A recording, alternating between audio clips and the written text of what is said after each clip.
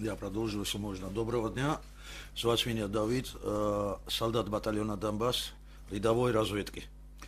В прошлом жизни бывший командир отдельного мотострелкового батальона Национальной гвардии Грузии, командир десантно-штурмового подразделения ВВС Грузии и бывший председатель Союза ветеранов Национальной гвардии Республики Грузии. К чему? Извиняюсь, ребята, вот до такой степени в нашем батальоне засеян раздор между бойцами, что вот это... Дай мне докончить, пожалуйста. Я докончу. Я тебя уважаю, и уважай меня тоже.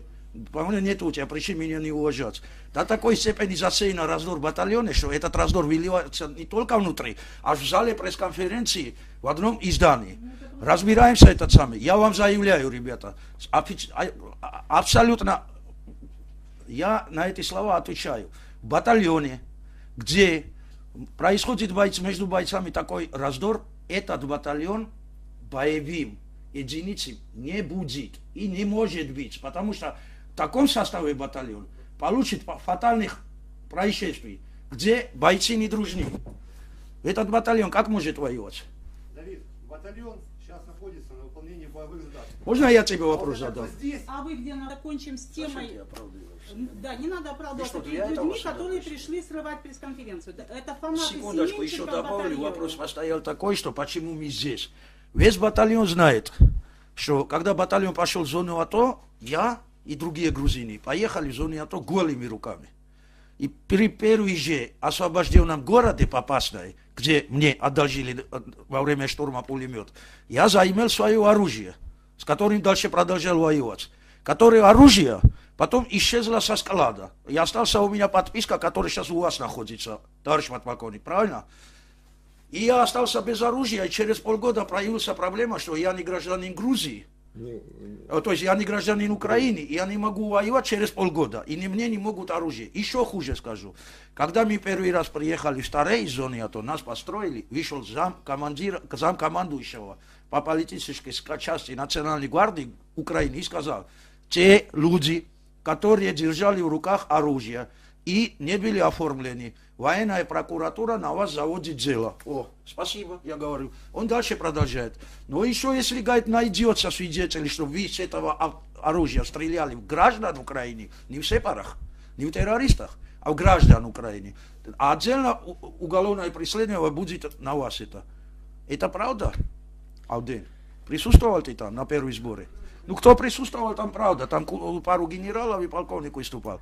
То есть после полгода обещали нас еще посадить с Украины. Теперь я ставлю вопрос.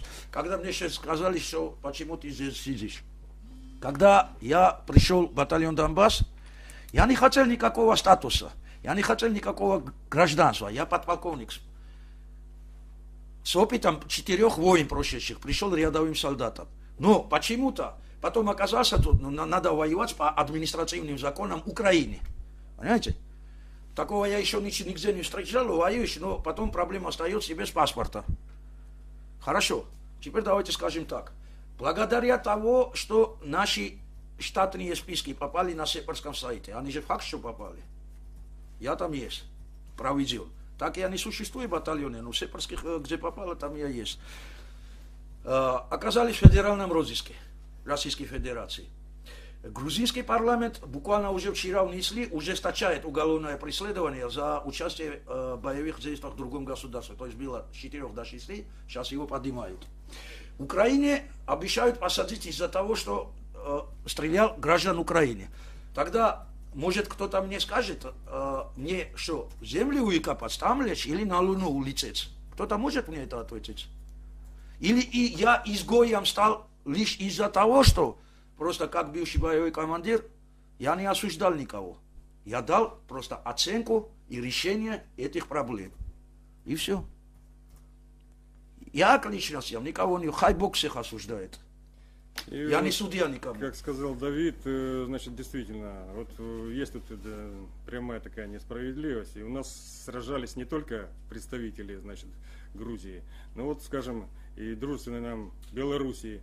Вот сейчас находится тоже представитель, один из них. Вот. То же самое, не оформлены, хотя и защищали интересы Украины. Сражались, получили ранения.